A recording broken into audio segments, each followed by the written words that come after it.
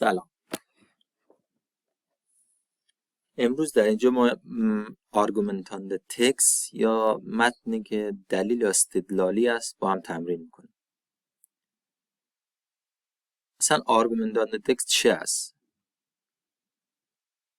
این متنی است که این کاری است که ما چند دفعه در کلاس هم انجام دادیم و امروز درباره یک موضوع کار میکنیم با هم دیگه که چند دفعه در کلاس ما تمرین کردیم و اون موضوع حرفه یا کار است.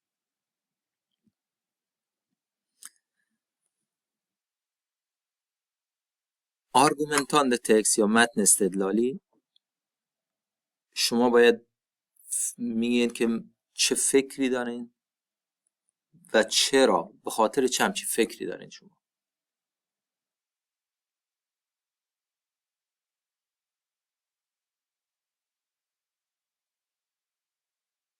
شما باید نوشته کنین که چه فکری میکنین، برای چه، به خاطر چه همچین فکری میکنین. شما باید اول یک نظر یا ایده پیدا کنین درباره اون چیزی که میخواین نوشته کنین. خیلی مهم است. اوسیکت یا نظر، فکر، ایده، به میگن اوسیکت. اون چیزی که شما فکر میکنین دربارش. وادو دیگه چه فکری میکنین. خیلی مهم است در آرگومنتان تکس اوسیکت دارین. من فکر میکنم که این خوبه بعد و آرگومنت درباره اون نظر استدلال، درباره اون نظر و فکرتانه باید آرگومنت یعنی دلیل استدلال بیاره. چرا همچین فکری شما میکنید؟ برای چه همچین فکری میکنید شما؟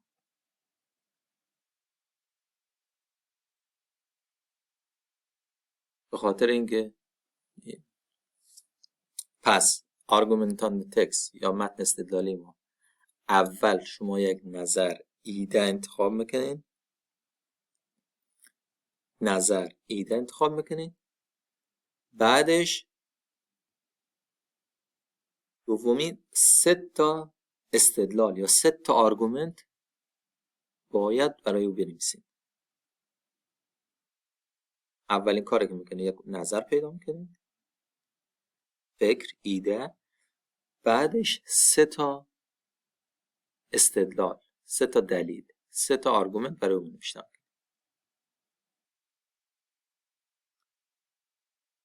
حالا شما مثلا یک نظر انتخاب کنین، مثلا ایری که ما انتخاب کردیم، حالا در روش امروز توضیح میدیم.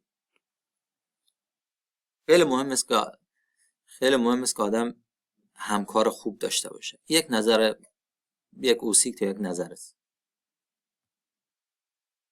درباره ای که مثلا همکار خوب داشتن خیلی مهم است، باید 3 تا دلیل ما بنویسیم. میشه آرگومنت. اول ما میتونیم رفیقای خوب گیر بیاریم یا به دست بیاریم. رفیق گیر ما بیاریم. دوم ما میتونیم هم دیگه کمک کنیم. و سوم این که ما نمیخوایم شغل ما رو عوض کنیم، دون اونجا باشیم. خاطر داشتن همکارای خوب. این 3 تا استدلال و 3 تا دلیل ما بود.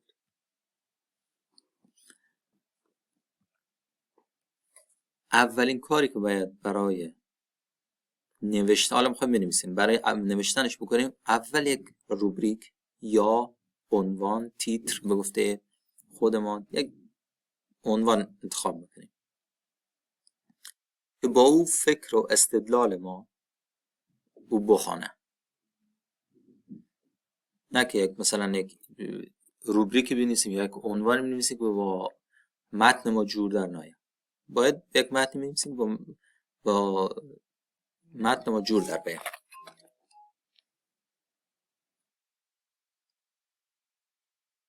این روبریک ما یا عنوان ما در ویکتیک برای کاملا خیلی مهم است که آدم همکار خوب داشته باشه. این میشه عنوان یا روبریک ما. بعدش ما شروع میکنیم یک این لرنینگ یا اونمو شروع تکست ما. حالا در این تکست ما حالا سی میکنیم. خب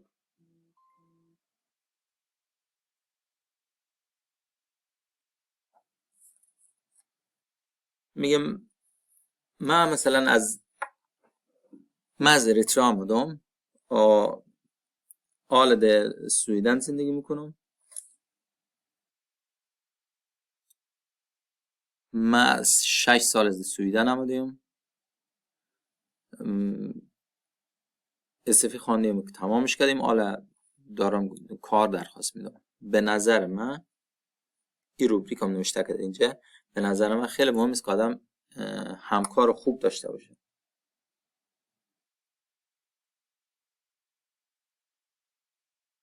این شد این لرنینگ ما یا شروع تکست ما. بعد از او باید چیکار کنیم؟ بعد از او باید اولین استدلال یا اولین آرگومنت خود بنویسیم.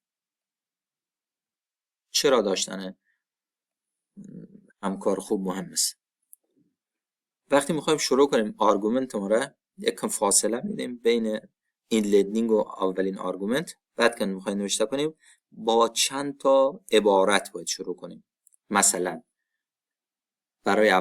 برای اولین یا اولا من فکر میکنم که من معتقدم یا نظرم است، منظور من این است، درست است که، به نظرم اشتباه است که، مهم است که. با این عبارات باید ما شروع کنیم متن خوده. این آرگومنت اول یا متن استدلالی ما باید بریم شروع کنیم. بعد میریم رو متن خودمون. اولین آرگومنت ما چیست؟ میگه اولا خیلی مهم است که آدم داشته باشه، مثلا آدم همکار خوب داشته باشه، به خاطر اینکه به همدیگه میتونن کمک کنن. وقتی که آدم شروع میکنه یک کاریه، وقتی که نفر شروع میکنه یک کار جدیده، خیلی چیزا میتونه همکار خوب خیلی چیزا میتونه به او یاد بده، خیلی چیزا رو میتونه توضیح بده که کار چجوری انجام میشه. میتونه سویدیم دو زمان همزمان یاد بگیره. وقتی شما با همدیگه مثلا با همدیگه کار میکنین، با همدیگه همکاری میکنین، به شما هم کار راحت تر میشه، هم خوشایندتر میشه.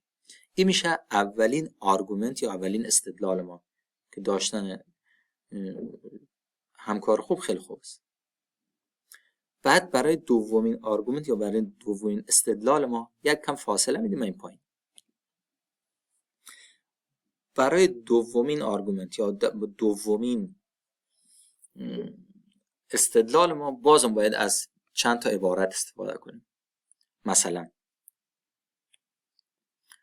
دومین علاوه بر این یک استدلال بیشتر یا دیگر، یک دلیل،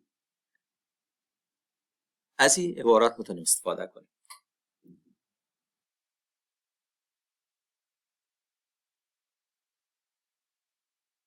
بعد میریم در عبارت آرگومنت خود ما، آرگومنت تکست خود.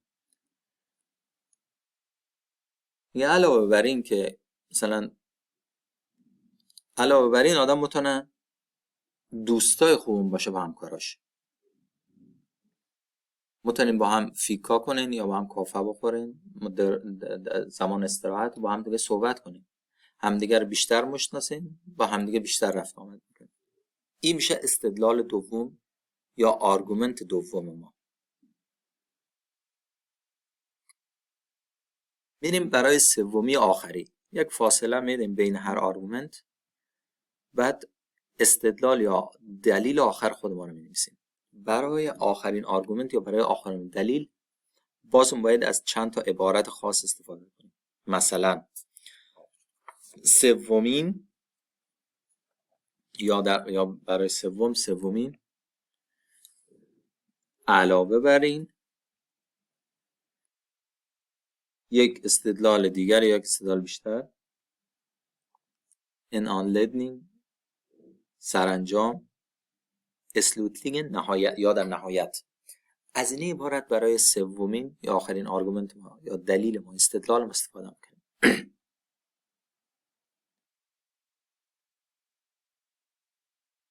میریم در متن خودمون.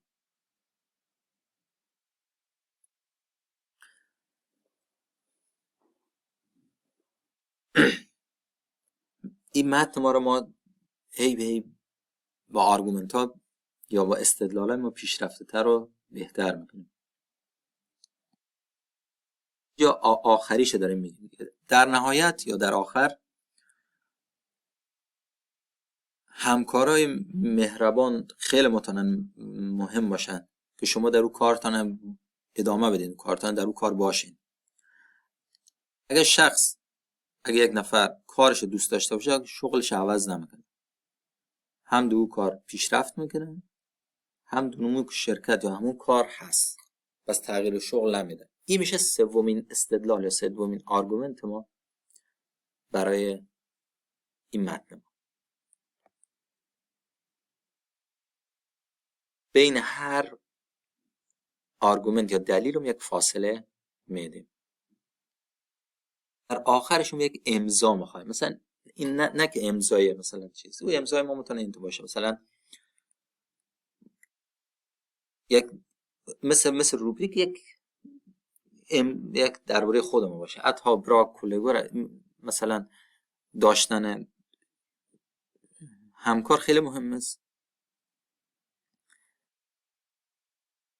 یک درخواست کننده کار سوئدی در سوئد، این میتونه مثلا یک امضای ما باشه. یک درخواست کننده کار سوئد، این رو میتونیم به عنوان متن بنویسیم. درخواست کننده جدید در کار در سوئد.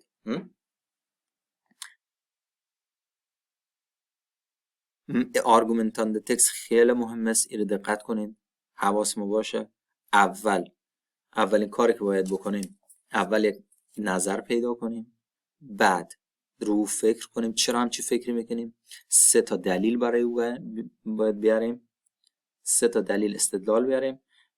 اول شروع کنیم، وقتی میخوایم بنویسیم اول یک روبریک انتخاب کنیم، یک عنوان، بعدش یک اینلدینگ یا آغاز شروعش بنویسیم، بعد 3 تا استدلال، 3 تا دلیل یا 3 تا آرگومنت بنویسیم.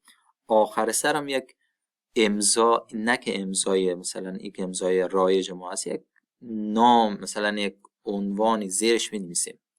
این میشه آرگومنتان تکست. موفق و مؤید باشید.